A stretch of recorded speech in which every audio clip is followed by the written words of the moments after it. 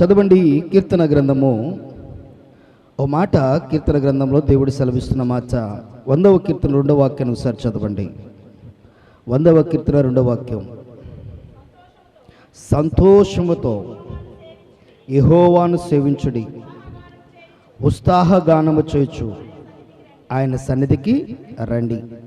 బాగా గుర్తుపెట్టుకుందాం. క్రీస్తు పుట్టుక అనేకులకు సంతోషం అనే మాట మన జీవితాల్లో చాలా ప్రాముఖ్యమైనది. కానీ ఇటు చదవబడిన మూలవాక్యాన్ని ఒకసారి జ్ఞాపకం చేసుకుంటే, సంతోషముతో ఎవరిని సేవించాలంట? దేవుని సేవించాలి. ఎందుకు సేవించాలి? సంతోషంతో.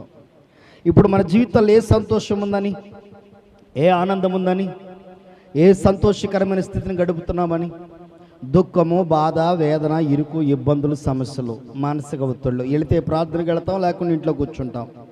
దేవుడు అంటే భయం లేదో లెక్కలేదు. గమనించండి, మన యొక్క జీవితాల్లో మన ఇష్టం, ఎవరు చెప్పారో మనం వినాం, నాకు నచ్చింది నేను చేస్తా అన్న ఆలోచనతో మానవుడి జీవితాన్ని గడుపుతున్నాడు. కానీ ఇక్కడ దేవుని వాక్యం సెలవిస్తుంది, ఇక్కడ సంతోషించేవారు ఎలా ఉండాలంట?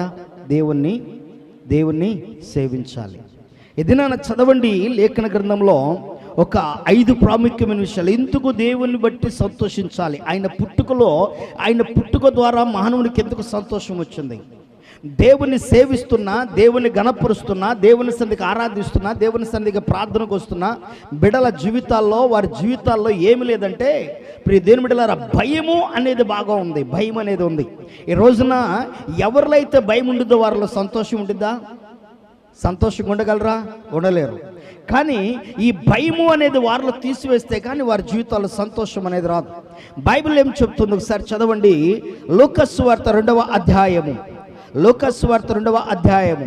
యేసుక్రీస్తు ప్రభువారి పుట్టుకలో జరిగిన కొన్ని సంఘటనలు కొన్ని జ్ఞాపకం చేయాలనుకుంటున్నాను మీకు. గమనించండి. 2వ అధ్యాయము 8వ వచనాన్ని ఒకసారి చదువుకుందాం.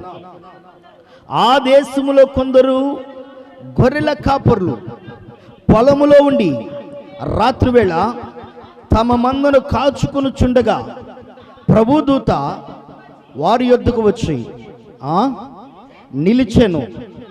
ప్రభు మహిమ వారి చుట్టూ ప్రకాశించినందున వారు మిక్కిలి భయపడిరి. ప్రియ దేవుని బిడ్డలారా గమనించండి. రాత్రి వేళ సమయం ముందు ఏముందంటే, ఇక్కడ దేవుని మహిమ ఏం చేసింది? వారి చుట్టూ ప్రకాశించాను. ఈ రోజున ఒక్కసారి ఆలోచిద్దాం. చీకటిలో ఉన్న ఒక వ్యక్తికి ఒక గొప్ప వెలుగు అక్కడ ప్రకాశించింది అంటే కారణం ఏంటి తెలుసా? అంధకారంలో మగ్గిపోతున్న ఒక జీవితంలో దేవుడు ఒక వెలుగును ప్రకాశింపజేస్తున్నాడంటే కారణం ఏంటి తెలుసా? నీ జీవితంలో సంతోషాన్ని ఇవ్వటానికి, చీకటి దినముల నుంచి నిన్ను విడిపించి, చీకటి బారి నుంచి నిన్ను బయటకు తీసుకొచ్చి సంతోషకరమైన జీవితాన్ని, సంతోషకరమైన ఆనందాన్ని ఇవ్వటానికి ఇష్టపడుతున్నాడు. ఎక్కువ శాతం మనుషులు ఒక ఇద్దరు తప్ప కదమ భూ ప్రపంచం మీద ఉన్న మనుషులు ఎక్కువ శాతం దేన్ని ప్రేమిస్తారు? పగలనా రాత్రినా? అర్థం కాలేదా? చీకటినా రాత్రినా ప్రేమించేది?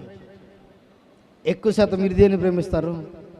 చీకటి అయితే ఎంత బాగుందంటారా? దేన్ని ప్రేమిస్తారు? రాత్రినా? పగలనా? ఎప్పుడు పగలైద్ది అనుకుంటారా? ఎప్పుడు రాత్రి అయిద్ది అనుకుంటారా? బైబిల్ ఏం చెప్తుందంటే, మీరు రాత్రి సంబంధులు కాదు, వెలుగు సంబంధులు, అంటే పగటి సంబంధులు అంటుంది బైబిల్. రెండు రకాల ప్రజలు దేన్ని ప్రేమిస్తారు అంటే చీకటిని ప్రేమిస్తారు. ఒకటి ఏంటి తెలుసా? దొంగతనం చేసేవాడు. అడిగి ఏ టైం కావాలా? ఏ టైంలో ప్రేమిస్తాడు? చీకటిని ప్రేమిస్తాడు. ఆ 2 లోక సంబంధమైన వ్యసనాలు కలిగిన వారు దేన్ని ప్రేమిస్తారు? వాళ్ళు ఏ టైం కావాలి? వాళ్ళకి చీకటి కావాలి. 3 రకం ఉంది, అది కూడా చీకటిని ప్రేమించే రకం. ఏంటి తెలుసా? మాంత్రిక తంత్ర ప్రయోగాలు చేసేవాళ్ళు. ఎప్పుడు చేస్తారు వాళ్ళు? కానీ గమనించండి, మీకు 2 రకాలు చెప్పాను, దేవుడు ఇంకొక రకం గుర్తు చేశాడు. 3 రకాలు అంటే ఈ 3 రకాల ప్రజలు తప్ప కదమ వాళ్ళందరూ దేనికోసం ఎదురు చూస్తారు? ఎప్పుడు పగలైద్దా, ఎప్పుడు వెలుగు వచ్చిద్దా, ఎప్పుడు అని. గమనించండి. చీకటిలో ఉన్నవారు, రాత్రి వేళ సమయం ముందున్న వారికి దేవుడు గొప్ప వెలుగు వారి చుట్టూ ప్రకాశింపజేస్తాడంట. ఈరోజు చీకటి వలయముతో చిక్కి ఉన్న నీ జీవితంలో దేవుడు గొప్ప వెలుగును ప్రకాశింపజేస్తాడు. ఆమేన్. చీకటి శక్తుల ప్రభావాల నుంచి దేవుడిని నడిపించబోతున్నాడు. ఆమేన్.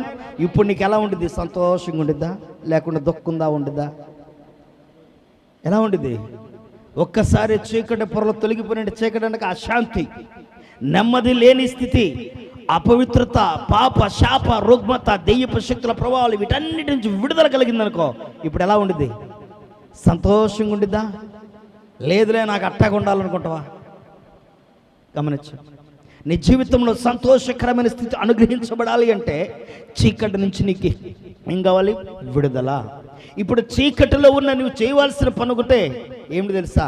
దేవుని వెలుగు కోసం నువ్వు, ఆయన నీ కొరకు పుట్టి ఉన్నాడని యేసు నువ్వు గ్రహించగలిగితే చాలు. ఆయన నీ కొరకు జన్మించున్నాడని గ్రహించిన యేసు నువ్వు పరిపూర్ణంగా అంగీకరించగలిగితే చాలు. ఆ వెలుగు నీ పైన ప్రకాశించింది. ఆమేన్. ఆ వెలుగు ఎప్పుడైతే నీ పైన ప్రకాశించిందో చీకటి నీ దరిదాపుల్లో కనబడదు. ఆ చీకటి నీ దరిదాపుల్లో ఉండదు. ఒకటి, మొట్టమొదటిగా వారికి అనేకులలో క్రీస్తు పుట్టుక అనేకులకు ఎలా సంతోషం అంటే, చీకటిలో ఉన్న అనేకులకు దేవుడు ఏమిస్తున్నాడు? వెలుగునిస్తున్నాడు. దాన్ని బట్టి అనేకులు సంతోషిస్తున్నారు. ఈ రోజున యేసు పుట్టుక నీ జీవితంలో పరిపూర్ణమైన సంతోషాన్ని ఇస్తుంది. ఆమేన్. నువ్వు కృంగిపోవాల్సిన పని లేదు. ఆర్థిక ఇబ్బంది అనే చీకటి నేను వెంబడిస్తుందా? కులం అనే చీకటి వెంబడిస్తుందా? శాపం అనే చీకటి వెంబడిస్తుందా? రోగం అనే చీకటి వెంబడిస్తుందా? సమస్యలు అనే చీకటి వెంబడిస్తుందా? బాధలు అనే చీకటి వెంబడిస్తుందా?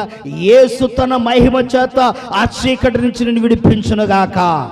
ఆమేన్. ఈ రోజున గమనించండి, నీకు పరిపూర్ణమైన సంతోషాన్ని ఇవ్వడానికి దేవుడు పుట్టి ఉన్నాడు. ఆమేన్.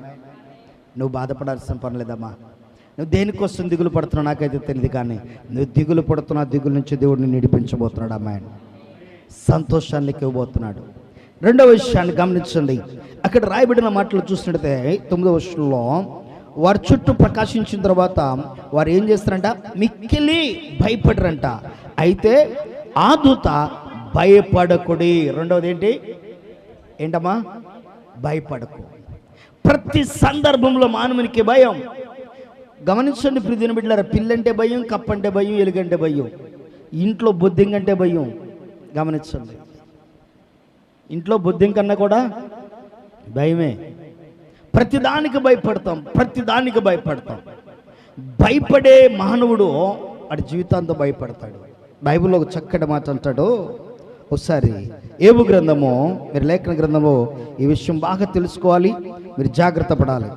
ఏబు గ్రంథము 3వ అధ్యాయము 25వ వచనం. ఏబు గ్రంథం 3వ అధ్యాయము 25వ వచనం. ఏది వచ్చునని నేను బహుగా భయపెడుతునో అది నాకు సంభవించుచున్నది. నాకు భీతి పుట్టించినదే నా మీదికి వచ్చుచున్నది. నాకు నెమ్మది లేదు, సుఖము లేదు, విశ్రాంతి లేదు, శ్రమయే కారణం. ఏంటి? ఒక్క భయం. మానవుని జీవితంలో కలుగుతున్న ఒక భయం. నీకు కలుగుతున్న భయము నీకేం కలిగిస్తుందంట? నెమ్మది లేకుండా చేస్తుందంట. ఆ భయం ఏమీ లేదంట, నీకు విశ్రాంతి లేకుండా చేస్తుందంట. ఆ భయం ఏం చేస్తుందంట? సుఖం లేకుండా చేస్తుందంట. ప్రతి బిడ్డలారా, ఆ భయం శివరాగరికి నిన్ను శ్రమల పాలు చేస్తుందంట. ఈ రోజున అట్టి భయముతో భయపడుతున్న మానవుని జీవితాన్ని దేవుడు ధైర్యం ఇవ్వటానికి, ఆయన ఈ లోకానికి ఒక మానవునిగా ఈ లోకానికి ఎందుకు వచ్చాడు అంటే, భయపడుతున్న నీ జీవితంలో గొప్ప ధైర్యాన్ని ఇవ్వటానికి లోకానికి వచ్చాడు. ఆ ధైర్యం ఏంటి తెలుసా? భయపడుకో. కృంగిపోతూ, నశించిపోతూ, బలహీనపరచబడుతూ, వేసారిపోతూ, కృంగిపోతూ, నలిగిపోతున్న నీ జీవితంలో ఏ విషయంలోనూ భయపడుతూ ఇది నా జీవితంలో జరగదేమో అని, అది నీ జీవితంలో జరిగించడానికి యేసు వచ్చాడు. అది నీ జీవితంలో మేలుకరంగా చేయడానికి యేసు వచ్చాడు. అయితే నువ్వు చేయాల్సిన పని ఒకటి ఏంటి తెలుసా? ఏదన్నా వచ్చిందేమోనని భయపడుతూ ఉంటే అది నీకు సంభవించదు. ఉదాహరణకు చిన్నప్పుడు గమనించండి, స్కూల్కి వెళ్లకుండా ఆగిపోవాలనుకున్న టైంలో జ్వరం వస్తే బాగుండు అనుకునేవాళ్ళు పిల్లలు. జ్వరం రాగానే మమ్మీ నాకు జ్వరం వచ్చినట్టుంది మమ్మీ అంటారు. వీళ్ళు నిజంగా ఒంటికి జ్వరం వేడి తగలంగాలంటారు. నేను చెప్పాను నాకు జ్వరం వచ్చిందని అని అంటారు. ఎవరైనా కొట్టినప్పుడు తిట్టినప్పుడు భయపడతారు. భయపడంగా ఏమొచ్చింది? బాడీకి టెంపరేచర్ పెరిగింది, జ్వరం వచ్చేస్తుంది. కనుక భయం వల్ల ఏమొచ్చిందంటే మనిషికి లేనిపోని సమస్యలు తెచ్చుకుంటాడు. ఈ రోజు నుండి ధైర్యం కలిగి ఉండాలి. ప్రతి విషయంలో భయపడాల్సిన పర్లేదు. రోగమా, సమస్య, వ్యాధ ఏదైనా కానీ ధైర్యం కలిగి ఉండు, దేవుడు అద్భుతం జరిగిస్తాడు. ఆమె నువ్వు ధైర్యం కోల్పోతే దానివల్ల ఉపయోగమేమీ లేదు. నీ బిడ్డల భవిష్యత్తు అయినా సరే, నీ భవిష్యత్తు అయినా సరే, ఏదైనా సరే ధైర్యమును మాత్రం విడిచిపెట్టద్దు. ధైర్యమును విడిచిపెట్టేవాడు ఎలాంటి వాడు అంటే తన మెడ తను నరుక్కుని పక్కన పడ మొండెంతో వెళ్ళేవాడు అని అర్థం. ఈరోజు ధైర్యాన్ని విడిచిపెట్టద్దు. యేసు నీ పక్షాన ధైర్యకరమైన మాట ఇస్తున్నాడు. ఏమని? భయపడకు. ఎంత గొప్ప సంతోషం ఉంటుంది చెప్పండి. అప్పుల్లో ఉన్నాం, గొప్ప ధనవంతుడు ఒక ఆయన వచ్చాడు, అందరికీ సహాయం చేస్తూ ఉన్నాడు. నీ అప్పు ఎప్పుడు తీర్చబడిద్ది, ఎప్పుడు కావాలి నీకు అన్నాడు. నాకు 10 రోజులకు టైం ఉందయ్యా అన్నావు. ఓకే భయపడుకో, నేనున్నా తీరుస్తా అన్నాడు. ఇప్పుడు ఏం చేస్తావు? ఇంకా ముసుగేసినట్టుంటావా? ఏం చేస్తావు? ఇంకో 10 రోజుల్లో నేనుంటా, ఇక్కడే ఉంటా, ఎక్కడికి వెళ్ళిన అవసరం నాతో పాటు రా, 10 రోజులు నాతో పాటు తిరుగు, 10వ రోజు నీ అప్పు తీరుస్తా అన్నాడు. ఇప్పుడు ఏం చేస్తాం చెప్పండి? ధైర్యంగా ఉంటావా? ఇంకా భయపడుతుంటావా? ధైర్యంగా ఉంటాం కదా. భయపడకు నేనున్నా నీతో అన్నాడు అంటే అర్థం ఏంటి? నీకు ధైర్యాన్ని ఇస్తున్నాడు. ఈరోజు నా ప్రియ సహోదరి సహోదరుడా, దేవుడు క్రీస్తు పుట్టుగా అనేకులకు ఎందుకు సంతోషం అంటే భయపడుతున్న అనేకుల జీవితాల్లో దేవుడు సంతోషాన్ని అనుగ్రహిస్తున్నాడు. ఆమేన్. ఆ సంతోషాన్ని ఇవ్వడానికి ఆయన చెప్తున్న రెండవ మాట ఏమిటో తెలుసా? భయపడకో, భయపడకో, భయపడకు. ఈరోజు దేని విషయంలో భయపడుతున్నావు? ఒకవేళ దేని విషయంలో నా బిడ్డల భవిష్యత్తు ఏమైపోయిందో అని భయపడుతున్నావు, నిజంగానే అయిపోయింది ఏదన్నా, ఏమవుదో నా దేవుడు తీరుస్తాడు మేలుకరంగా. దృఢ నిశ్చయించు. దేవుని సంకల్పము, దేవుని ఉద్దేశం దేవుని తెలుసు. ఒక చిన్న మాట మీతో పంచుకోవాలని కూర్చున్న ప్రతిని బిడ్డారు. చాలామంది కృంగిపోతుంటారు కొన్ని సందర్భాల్లో. వారు కృంగిపోట ఎలాంటిదంటే, ఉదాహరణకు పండగ వచ్చింది, బిడ్డలకు బట్టలు తీసుకోవాలని తెలుసా తెలీదా మీకు? ఏమండి కొంచెం తలకాయ పైకి ఎత్తండి. తెలుసా తెలీదా? కాలేజీలో స్కూల్లో ఫీజు కట్టాలని తెలుసా తెలీదా? అమ్మా తెలుసా తెలీదా? వాళ్ళకి భోజనం పెట్టాలని తెలుసా తెలీదా? గమనించండి. వాళ్ళకి ఏదన్నా బయటికి వెళ్తున్నారంటే వాడికి పాకెట్ మనీ ఇవ్వాలని తెలుసా తెలీదా? ఇవన్నీ ఇస్తారా ఇవ్వరా? ఏమండి ఇవన్నీ చేస్తారా చేయరా? చేస్తారా చేయరా? సమ్మర్ టైంలో స్కూల్లో ఫీజు కట్టొస్తారు, వెళ్ళి ఎప్పుడు కడతారు చెప్పాలి? ఎప్పుడు కడతారు? సమ్మర్ టైంలో స్కూల్లో ఫీజు కట్టొస్తారా? డిసెంబర్ క్రిస్మస్ అయిపోయింది, జనవరి పండగ అయిపోయింది, అప్పుడు బట్టలు కొంటారా? ఎందుకు కొనరు? పండగ అయిపోయింది కాబట్టి, అది సందర్భం కాదు కాబట్టి. ఇప్పుడు దేవుడు నీకు ఏది ఇవ్వాలో, నీ బిడ్డలకు ఎప్పుడు ఏది ఇవ్వాలో నీకు తెలిసినప్పుడు, నీకు ఏ టైంలో ఏది ఇవ్వాలో దేవుడు తెలీదా? మరి నువ్వెందుకు మొహం జారేసుకుంటా? ఎందుకు కుమిలిపోతారు? ఏ సందర్భంలో ఏది నీకు ఇవ్వాలో దేవుని తెలీదా? నీవు నీ బిడ్డల విషయంలో ఈ టైంలో స్కూల్లో ఫోన్ రాగానే ఓహో ఫీజు కట్టాలి అని వెళ్ళి కట్టేసి వస్తున్నావే, నీకు ఆ సందర్భం రాగానే దేవుడు నీకు ఇది చెయ్యాలి అన్న ఆలోచన దేవుని తెలీదా? తెలుసు, ఆయన చేస్తాడు తప్పక ఆ టైంలో. కానీ నువ్వేం చేస్తావు? ఈలో భయపడి బాధపడతా, అవసరమైతే దేవుణ్ణి నిందిస్తాం, దేవుణ్ణి దూషిస్తాం, దేవుని మీద అసహ్యకరంగా ఆలోచిస్తాం. ఆయన ఏం చేస్తాడు నాకు నువ్వు క్వశ్చన్ మార్క్ వేస్తావు శివరాత్రికి. ఏం చేయలేదు ఆయన. అసలు నువ్వు ఆయుష్ ఇచ్చి ఈరోజు బతికించడమే ఆయన చేసిన గొప్ప పని. ఎంతకంటే ఏం కావాలి కాదు చెప్పు నాకు? ఎంతకంటే ఇంకేం కావాలా? నిన్ను ఈరోజు బ్రతికించాడంటే ఆయన్ని గొప్ప పని చేసినట్టే నీ పట్ల. నేనైతే నమ్మేది అదేనండి. రాత్రి 4:30 అయింది పడుకునే టయానికి, నిన్న 3:30 అయింది పడుకునే టయానికి. 1 గంటన్నర పడుకున్నా, మళ్ళీ బయలుదేరి గరుపాలెం వెళ్ళిపోయా. ఇంటికి వచ్చి పడుకుందాం అనుకున్నా, టైం లేదు. రేపు 18వ తారీఖు అక్కడ సెమీ క్రిస్మస్, ఆ విషయాలే కాదు, అక్కడున్న వాళ్ళతో మాట్లాడతా కాసేపు టైం గడిపోయింది. ఇంటికి వచ్చాం. మరలా ఈరోజు శ్రీరంగపురం సెమీ క్రిస్మస్, అక్కడికి వెళ్ళాలా. ఇవి ప్రార్థనలు చూసుకుని మళ్ళీ రేపు ఎంత అవుతుందో తెలియదు, రాత్రికి ఎంత అవుతుందో తెలియదు. మళ్ళీ రేపు ఒలివేరు సెమీ క్రిస్మస్, అదే పొంగల్ని ప్యాడ్సన్పేటలో సెమీ క్రిస్మస్ ఎల్లుండి, అదే పొంగల్ గరుపాలెం, అదే పొంగల్ తెలంగాణ. ఇప్పుడు ఈ ఆరోగ్య విషయంలో నిన్న మొన్న నాకు బాడీలో కొంచెం హెల్త్ ప్రాబ్లం వచ్చి ఈ పక్క మొత్తం అదరడం ప్రారంభించింది, పైకి లాగడం ప్రారంభించింది. మొత్తం ఇదంతా పైకి, స్కిన్ అంతా పైకి లాగుతూ ఉంది. కొంచెం ఆలోచించా అసలు దేని వల్ల కలుగుతుందని. నాకు అనిపించింది నిద్ర కాయటం వల్ల, బలహీనత వల్ల వస్తుంది. కొంచెం నిద్రపోదామని చెప్పి టైం దొరికితే నిద్రపోవడం ప్రారంభించాను. ఏం చేయట్లా, టైం దొరికితే కాసేపు పడుకుందాం. ఎందుకంటే ఈ బలహీన పైకి ఇట్లా లాగుతూ ఉన్నప్పుడు నాకు అనిపించింది, ఓహో ఇది నిద్ర గాయటం వల్ల శరీరం బలహీనం అవుతుంది, కనుక దీన్ని బలహీనపరచుకోకూడదు. ఇప్పుడు భయపడితే ఏమవుతుంది? మన చేతిలో ఉన్న ఏదైనా మనం ధైర్యం కలిగి ఏదైనా ఎదుర్కోగలిగితే ఏదైనా సాధించగలం. ధైర్యం లేనోడు ఏది చేయలేడు. ఈ రోజున దేవుడు చెప్తున్న మాట, సంతోషకరమైన మాట ఏంటి? భయపడకు. మూడో విషయాన్ని చదువుకుందాం, లేఖన గ్రంథంలో 10వ వచనాన్ని చదువుకుందాం. అయితే ఆ దూత, భయపడకుడి, ఇదిగో ప్రజలందరికీ కలగబోవు మహా సంతోషకరమైన సువర్తమానము. ఏ వర్తమానం అంట? ఏ వర్తమానం అంట? సంతోషకరమైన సువర్తమానం. ఈరోజు మూడవది, ఇప్పుడు దీని బిడ్డలారా గమనించండి, క్రీస్తు పుట్టుక అనేకులకు సంతోషం. ఎలా సంతోషం అంటే, ఒక మంచి వార్త, ఒక మంచి వార్త. చెడు వార్త అంటే ఏంటి చెప్పండి? చెడు వార్త, దుర్వార్త, మంచి వార్త. వార్తలెన్ని? వార్తలెన్ని? 3. చెడు వార్త, చెడ్డ వార్త, దుర్వార్త, మూడోది మంచి వార్త. చెప్పండి, చెడు వార్త అంటే ఏంటి? చెడుని గురించి చెప్పుకోవటం, వాళ్ళ గురించి వీళ్ళ గురించి చెడు పనుల గురించి చెప్పుకోవడం చెడు వార్త. దుర్వార్త అంటే ఏంటి? దుర్వార్త, దూరం ఉన్న వార్త దుర్వార్త అంటే. జీవన్ గారు, వాళ్ళకి యాక్సిడెంట్ అయిందంట, కాలు తీసేశారంట, ఆ అమ్మాయి ఉరేసుకు చచ్చిపోయిందంట, ఆయన చనిపోయాడంటగా. దీన్ని ఏమంటారు? దుర్వార్త. ఇతరులకు నష్టం కలిగి గాయపరచబడి బాధించబడి ఇబ్బందులు ఉన్న వాటి గురించి చెప్పుకునేది దుర్వార్త. చెడ్డవాటి గురించి చెప్పుకునేది చెడు వార్త. మంచి వార్త ఏంటి? సంతోషాన్ని ఇచ్చేదే. ఈ రోజున సంతోషాన్ని ఇచ్చే వార్త చెప్పారనుకో, అక్కో వాళ్ళు ఇల్లు కొన్నారంటగా అంటే చాలు వీళ్ళకి మండిపోయిద్దేక. అది మంచి వార్త కాదు, ఇది అది ఇప్పుడు చెడ్డ వార్త. ఆమె ఇట్టంటగా అంటే అది మంచి వార్త. ఇప్పుడు అంటే రివర్స్ అయింది, ఒట్టా అయిపోయింది అంతా. మంచి వార్త ఏది చెప్పండి? ఇప్పుడు ఏదన్నా చెడు పని చేస్తే అది మంచి వార్త కింద వెళ్ళిపోతుంది. కానీ ఇల్లు కొన్నారంట, పొలం కొన్నారంట, స్థలం కొన్నారంట, పిల్లకి పెళ్లి చేశారంట, ఒక అప్పు తీరిందంట అని చెప్పుకున్నారనుకో, అది మంచి వార్త కింద. వందలు ఏదో చేసి ఉంటారులే, జరిగినదిలే అంటే మంచి వార్త ఏమవుతుంది? చెడుగా మారుతుంది.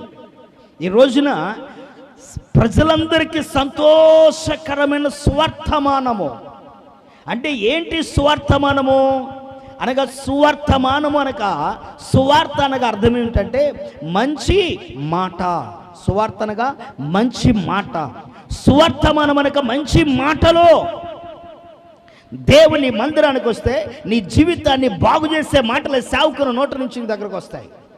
దేవుని వాక్యము నీ జీవితాన్ని సరిచేస్తుంది, నీ జీవితానికి దీవెనకరంగా, క్షేమకరంగా, మేలుకరంగా చేస్తుంది. ఇది దేవుని మాట. ఈ రోజున చాలా మంది మందిరాలకు వెళ్లకుండా ఆగిపోతున్నారు. కారణం ఏంటి తెలుసా? అక్కడికి వెళితే మంచి మాట కూడా వారికి మింగుడు పడట్లేదు. కారణం ఏంటి తెలుసా? చెడు చేయకు, చెడు మానేసే అని అంటే చాలు. గాంధీ గారు చెప్పారు, ఎన్ని మాటలు చెప్పారు? చెడు చెడు చూడకో, వినకో, మాట్లాడకు. ఇప్పుడు 3 మాటలు చెప్పాడు. బైబిల్లో కూడా దేవుడు చెప్పాడు, యెషయా గ్రంథంలో. ఇప్పుడు చదవద్దులేమ్మా, టైం లేదు. యెషయా గ్రంథంలో దేవుడు చెప్పాడు, చెడు చూడకు, చెడు మాట్లాడుకు, చెడు వినకు. అర్థమైందా? చక్కటి విషయాలు. గాంధీ గారు తీసుకొచ్చిన మరొక మాట ఏంటి? ఈ చెంప మీద కొడితే యేసుప్రభువారు ఏమన్నాడు? ఒకడు నీ చెంప మీద, కుడి చెంప మీద కొడితే ఎడం చెంప కూడా చూపించు అన్నాడు. అర్థమైందా?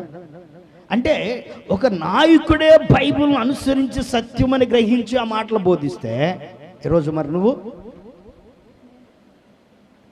బైబిల్ చెప్తున్న సత్యమో, బైబిల్ చెప్తున్న వాస్తవం ఏమిటో తెలుసా? నా ప్రియ సహోదరి సహోదరుడా, మంచి మాట. ఈరోజు ఒకవేళ నీ మనసు కలుషితంతో ఉండొచ్చు, ఈరోజు నీ ఆలోచన కలుషితంతో ఉండొచ్చు, ఈరోజు నీ తలంపులు కలుషితంతో ఉండొచ్చు, ఈరోజు నీ నడవడి కలుషితంతో ఉండొచ్చు, ఈరోజు నీ ప్రవర్తన కలుషితంగా ఉండొచ్చు. కానీ ఒకనొక రోజు అదే కలుషితంగా ఉంటే జాగ్రత్త. మురికి కాలం ఎప్పుడు మురికి కాలంలో కలిసేది, కానీ మంచి కాలంలో కలవదు.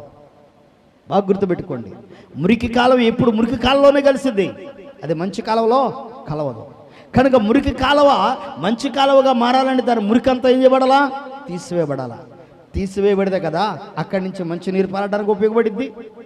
ఈ రోజున దయచేసి గమనించండి, దేవుని వాక్యం సెలవిస్తుంది. ప్రియ దిన బిడ్డలారా, ఇది నా దేవుని మాట ఏమంటుందంటే, ఇదిగో స్వర్తమానము నీకు అందించబడుతుంది. ఆయన నీ కొరకు పుట్టి ఉన్నాడు నీకు సంతోషం కలిగించడానికి. నీ అప్పులు, నీ రుణబాకీలు, నీ సమస్యలు మానవుడికి ఎక్కువ శాతం ప్రియ దిన బిడ్డలారా ఈ మధ్యన ఎలాంటి వాటికి ఆకర్షించబడుతున్నాడు? నీ అప్పులు తీరాలన్నా, నీ రోగం పోవాలన్నా, నీ కష్టాలు తీరాలన్నా యేసు దగ్గరికి నువ్వు రావాలి, యేసుని నువ్వు నమ్మాలి. వచ్చారు యేసు దగ్గరికి, అప్పులు తీరలా, ఇంకా అప్పులైనవి. యేసు దగ్గరికి వచ్చారు, కష్టాలు తీరలా, ఇంకా కష్టాలు అయినాయి. యేసు దగ్గరికి వచ్చారు, రోగం పోలా, ఇంకా రోగం పెరిగింది. ఇప్పుడు ఏంటి పరిస్థితి చెప్పండి? వచ్చింది దేవుని దగ్గరికి, దేవుని దగ్గరికి వచ్చావు. దేవుని దగ్గరికి వచ్చి నీ జీవితంలో ఆయన నీ పట్ల క్రియ జరిగించాలంటే రావటం ప్రాముఖ్యం కాదు, వచ్చిన నీవు విశ్వసించడం ప్రాముఖ్యం. నీవు ఆయన సన్నిధిలో ఆయన మాట విశ్వసించి ఆయన మాట ప్రకారం జీవించడం ప్రాముఖ్యం. ఎప్పుడైతే ఆ వాక్య ప్రకారం జీవిస్తావో అప్పుడు దేవుడు నీ పట్ల క్రియ జరిగిస్తాడు. ఎందుకంటే వాక్యం ఏమై ఉంది? దేవుడై ఉన్నాడు. ఎప్పుడైతే వాక్య ప్రకారం జీవించడానికి ఇష్టపడ్డావో, దేవుని వాక్య ప్రకారం జీవించడానికి ఇష్టపడిన నీలో దేవుడు నివాసం చేసి నీ స్థితిని మారుస్తాడు. ఆమేన్. సంవత్సరం తరబడుతుంది, పరిస్థితులు మారట్లా. సంవత్సరాలు తరబడుతున్నాయి, మారు మనసు పొందట్లా. సంవత్సరాలు తరబడుతున్నారు, వాక్యం వింటున్నారు, కానీ రక్షణ పొందట్లా. 10 సంవత్సరాల నుంచి ప్రార్థనకు వస్తారు, బాప్తిసం పొందమంటే ఇంకా వయసు ఉందండి, ఇంకా టైం ఉందండి అంటారు. మరి ఇప్పుడు దాకా విన్నదేంటి? ఇప్పుడు దాకా తెలుసుకున్నది ఏమిటి?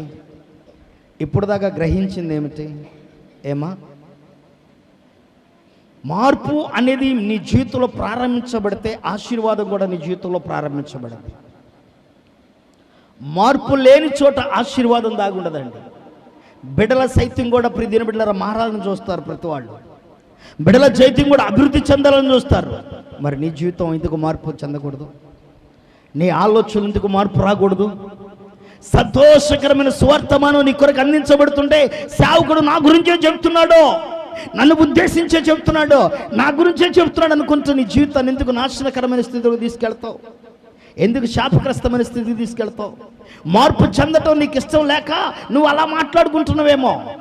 మార్పు చెందడం నీకు నచ్చగా సేవకుని మీద నింద మోపుతున్నావేమో.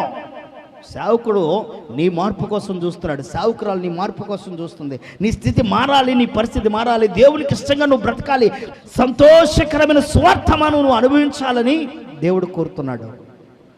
ఏదైనా నా మార్పు నీలో రాకపోతే ప్రియ దేవుని బిడ్డలారా బాగా గుర్తుపెట్టుకోండి.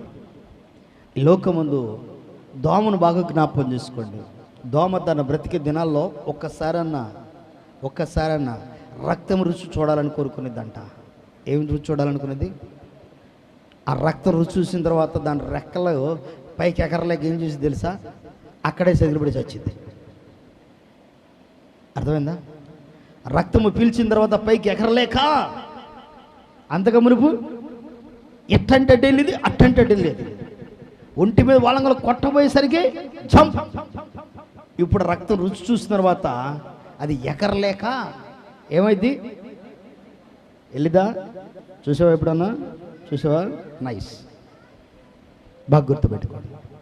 ఇది నా దేవుని వాక్యం సెలవిస్తుంది. నీ జీవితం బాగుండాలని దేవుడు కోరుతున్నాడు. స్వర్తమానకరమైన విషయాలు నీ జీవితంలో జరగాలని, సంతోషకరమైన విషయాలు నీ జీవితంలో ఉండాలని దేవుడు ఆశిస్తున్నాడు. ఆశిస్తున్న దేవుని సన్నిధిలో ఆస్వాదించు, ఆహ్వానించు. ఆ స్వర్తమానము నా కోసమే.